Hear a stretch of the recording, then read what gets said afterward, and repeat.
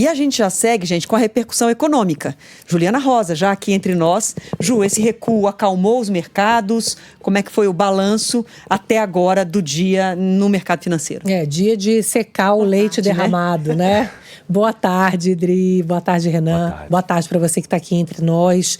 Agora, o dólar está mais ou menos andando de lado, chegou a bater 5,70, estava olhando agora há pouco, deu uma acalmada, agora está 5,64, mais ou menos no fechamento de ontem. A bolsa andando meio de lado também.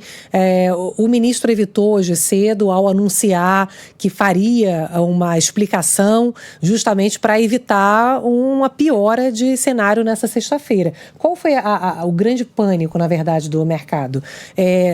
Demonstrar ali naquela entrevista ontem, ao anunciar o aumento de imposto, que poderia ter algum controle cambial. Controle cambial é o quê? É o investidor estrangeiro colocar o dinheiro aqui no Brasil e depois não conseguir tirar. Ter algum tipo de dificultador para poder ter essa saída de dinheiro. Uma espécie de retenção aqui. Uma espécie de retenção, e isso considerado super grave, porque no final das contas, se você tem medo do que seu dinheiro não saia, nem no final, vem, né? Todo mundo sai, paga o imposto para nunca mais voltar, entendeu? Então tem, na verdade, um efeito pior. E aí o Haddad falou, olha, não, a tentativa não é essa, enfim, falou que o que eles estavam tentando era só fazer a população pagar a conta que o governo não está querendo pagar, que é cortar gasto, né? Que a ideia era voltar atrás, então, com a questão de cobrar IOF de fundos de investimentos que aplicam em ativos como ações de empresas americanas, por exemplo. Muitos fundos de investimentos fazem isso, você pode colocar seu dinheiro hoje no Brasil, então eles voltaram atrás com isso. Mas no final, gente, acho que ficou uma mensagem muito negativa, porque assim que saiu a notícia, a gente estava ontem no Jornal da Band, Dri, e a repercussão naquele momento, ali por volta das 7 da noite, era confusa, porque num primeiro momento o governo anunciava um contingenciamento, um controle de gasto público. Ou seja, notícia positiva. Notícia positiva. Mas aí derrama o leite. Depois ele fala assim, olha, para poder equilibrar as contas, eu vou precisar aumentar imposto. Só que ficou parecendo um ajuste meio fake, meio mandrake ali. Por quê?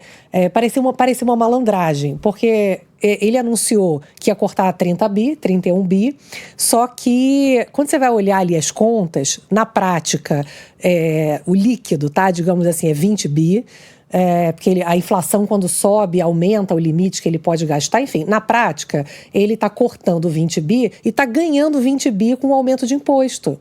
E aí, então, quando ganhasse esse cortou? imposto, não tinha cortado nada. Não cortou nada. Ia liberar os 20 bi contingenciados. Legal, primeira notícia, né? Aquele disco do Chico Buarque, né? Feliz, só que não. Aí triste, né? Você fica feliz, vai cortar. Aí depois, não, né? Não vai cortar. Ele fala que vai cortar, mas depois ele vai pedir pra você dar pra ele 20 bi, aí ele vai entendeu? Então, é um ajuste, de novo, Dri, Renan, feito a partir de aumento de arrecadação de impostos. A gente já tem a maior carga tributária do mundo e, no fundo, o que o governo está dizendo é que ele quer fazer o equilíbrio das contas via nosso bolso. Não é cortando o gasto dele. É um governo que não está disposto a fazer um equilíbrio das contas via corte de gasto para valer. É um corte fake. Então, a mensagem é muito ruim. É uma mensagem de um ajuste que joga para a sociedade, principalmente para a empresa.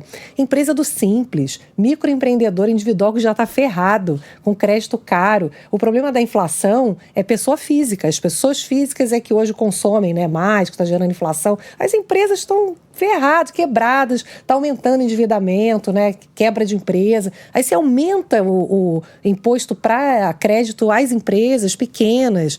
Então, é um ajuste com o chapéu dos outros, né? Fazer a caridade com o chapéu alheio. Esse é o resumo da história. Muito ruim. Um governo que não está disposto a fazer o ajuste necessário para a gente ter contas públicas ajustadas, carga tributária decente no Brasil. É um resumo de um orçamento que não melhora em nada, viu, Dri? Tá certo, Ju. Vamos acompanhar.